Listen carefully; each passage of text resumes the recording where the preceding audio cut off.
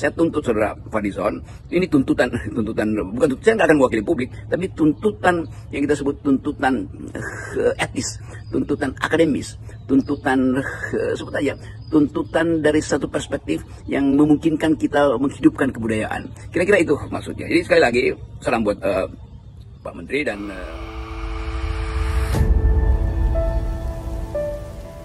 sebetulnya kita mesti perluas tafsir kita terhadap pelarangan itu. Saya mendengar keterangan dari Pak Menteri Kebudayaan, Saudara Fadlizon, yang menganggap bahwa ya kita menghargai kebebasan berekspresi, tetapi ada batasnya, yaitu jangan sampai ekspresi orang lain juga itu atau menyentuh hal-hal yang sifatnya sara. Dengan sekedar mengambil potongan gambar tutup kepala yang dianggap mewakili satu etnis itu. Saya kira ini sangat dangkal dan kita mesti persoalkan ini, percakapkan ini di dalam wilayah akademis, karena seniman itu dia mengendapkan seluruh peristiwa dan memunculkan kembali peristiwa itu sebagai tafsir dalam bentuk lukisan dalam hal ini. Jadi kalau kita bayangkan misalnya di dalam seri lukisan itu ada semacam elemen kekuasaan yang disublimasikan melalui gambar-gambar yang satiris tadi itu, atau yang mungkin dianggap oleh Pak Fadlizon sebagai kitsch, sesuatu yang sampah itu, sesuatu yang vulgar itu.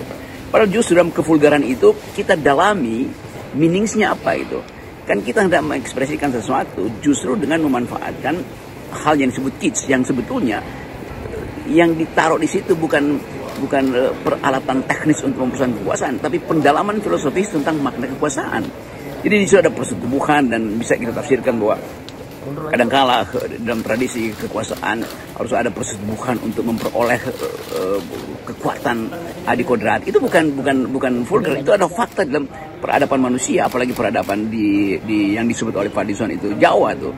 Jadi kemampuan kita untuk menafsirkan juga harus mampu untuk diucapkan lah dengan kapasitas intelektual.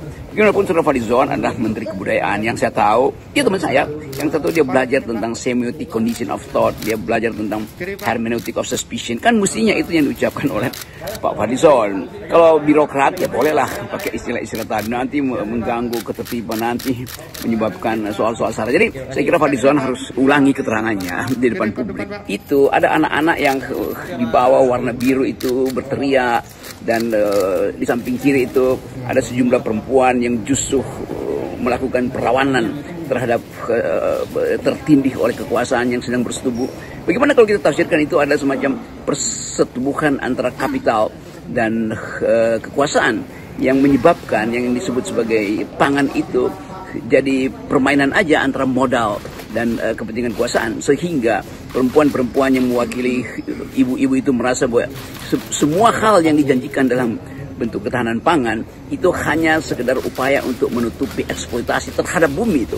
Bukankah perempuan adalah bagian integral dari ibu bumi yang harusnya protes terhadap kong-kali-kong antara kuasa dan modal, dan anak-anak yang menderita karena tidak mungkin memperoleh secara masuk akal harapan terhadap masa depan karena pengendalian pangan oleh sekelompok orang. Kan itu juga tafsir yang harusnya kita buat tuh. Dan Saudara Fadlizon saya kira terlatih untuk memberi tafsir semacam itu tuh. Jadi sebaiknya soal-soal semacam itu diterangkan dalam bentuk peralatan kebudayaan. Menteri Kebudayaan harus punya kapasitas teori kebudayaan untuk menerangkan peristiwa kebudayaan. Kan itu yang kita sebutkan sebagai kapasitas seorang menteri menduduki jabatan dengan kemampuan yang diinginkan oleh publik untuk menerangkan. Jadi Pak Fadlizon harusnya menerangkan fungsi estetik di dalam kesenian, dan biarkan menteri yang lain yang menerangkan soal gangguan keamanan segala macam tuh. Saya kira di situ kelirunya Saudara Fadlizon, itu dia mengambil alih isu yang sifatnya keamanan, isu yang sifatnya gangguan ketertiban, kalau memang isu itu ada, dan menerangkan itu sebagai di dalam dimensi yang mendua tuh, diplomatis. Iya boleh ekspresi bebas, tetapi kan harus begini. Nah prasyarat begini itu yang justru membatalkan substansi dari ekspresi bebas.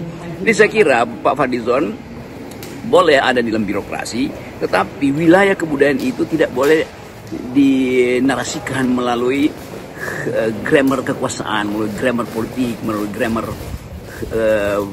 keamanan nasional kan, dan ada hak dari Menteri Kebudayaan untuk memberi semacam konferensi PR, tapi ada hak juga, dan ini yang terutama, kaum akademisi menilai peristiwa itu. Ada hak dari para budayawan, mereka yang belajar filsafat, mereka yang tahu tentang human rights, mempersoalkan peristiwa itu, dan itu ada pemberedelan sebetulnya kan, bukan dalam pengertian teknis tapi dalam pengertian etis tuh. Kapasitas berpikir manusia itu harusnya melampaui kapasitas kepungan birokrasi terhadap karya-karya seni. Kan kita mau lihat bagaimana negara mengendalikan kebudayaan, lalu terjadi apa yang disebut oleh Jürgen Habermas misalnya, kolonisasi dunia kehidupan, colonization of the life world, upaya birokrasi negara itu untuk menyelundupkan kepentingan-kepentingan pengamanan, stabilitas, hegemoni, sehingga kreativitas di wilayah kebudayaan itu hilang. Kan itu yang kita pelajari di dalam filsafat estetik misalnya, atau filsafat kebudayaan.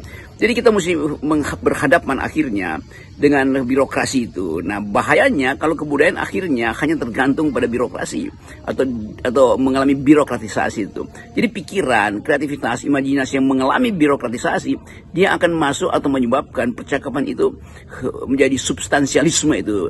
Bukan substantif tapi substansialisme, artinya dibekukan sekedar sebagai substansi itu yang tidak bergerak. Padahal substansi itu selalu menghidupkan pikiran.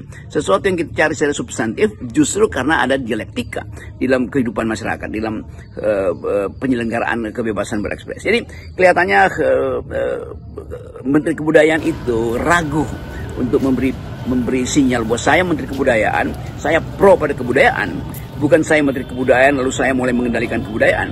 Itu sebetulnya teguran etis pada Pak Fadlizon, atau sebetulnya itu teguran akademis, karena sayang sekali bahwa ada kemampuan Fadlizon untuk menerangkan kedudukan seni dalam peradaban manusia, tapi dia seolah-olah dibayang-bayangi oleh ketakutan diri dia sendiri untuk mengucapkan kalimat yang seharusnya bebas dia ucapkan sebagai Menteri Kebudayaan. Lain kalau dia Menteri Hukum atau Menteri Keamanan Politik segala macam, itu urusan narasinya pasti beda. Tetapi sekali lagi, Fadlizon adalah Menteri Kebudayaan.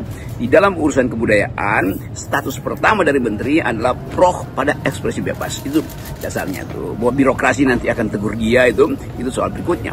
Tapi dari situ kita percaya bahwa kabinet Pak Prabowo harusnya diisi oleh orang-orang yang bisa memisahkan antara wilayah ketertiban umum dan wilayah kebebasan ekspresi itu. Jadi saya hanya ingin menunjukkan bahwa kalau konsekuensi ini diteruskan, artinya keterangan-keterangan birokratis dari Menteri Kebudayaan jadi pakem untuk menilai peristiwa kebudayaan, maka kita akan mengalami ketertinggalan kebudayaan tuh. Kita akhirnya takut untuk berekspresi, kita gugup dan gagap untuk berimajinasi tuh. Dan itu akan membatalkan kemampuan kita untuk menghidupkan harapan bahwa Indonesia adalah semacam kampus kebudayaan dunia. Kan itu masalahnya kan. Kalau saya berkunjung dan bercakap-cakap dengan Pak Fadlizon, itu seluruh artefak dan heritage dunia itu ada di perpustakaannya, ada di galerinya kan. Jadi kita mau lihat Fadlizon tumbuh sebagai seorang intelektual di tengah-tengah tekanan birokrasi, itu intinya kan. Kan kemandiriannya mesti ada di situ. Kan tetap ada backup akademis dalam kedudukan dia sebagai Menteri Kebudayaan. Kita lihat bahwa Pak Fadlizon diminta jadi Menteri Kebudayaan oleh Pak Prabowo justru karena kapasitas intelektual dia, bukan karena kapasitas birokrasi dia atau karena dia politisi, tapi karena saya anggap bahwa Fadlizon memang tepat ada di situ karena dia dibekali oleh lingkungan, oleh ekologi yang paham tentang fungsi kebudayaan untuk menghasilkan peradaban, fungsi peradaban untuk memungkinkan Indonesia dihitung di dalam pertandingan sebut aja upaya untuk memperoleh Nobel kebudayaan, kan itu intinya tuh.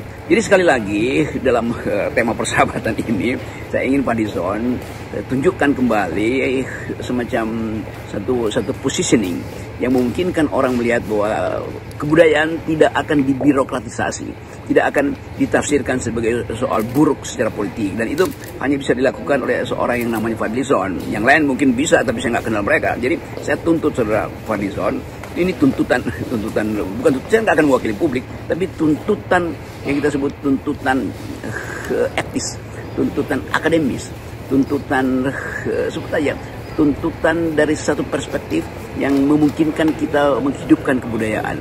Kira-kira itu maksudnya. Jadi sekali lagi salam buat Pak Menteri, dan tetap satu komunitas yang kita sebut sebagai the community of thought, yang menginginkan Indonesia yang argumentatif itu menunggu keterangan akademis, keterangan kultural, dan bukan keterangan politis dari seorang Menteri Kebudayaan.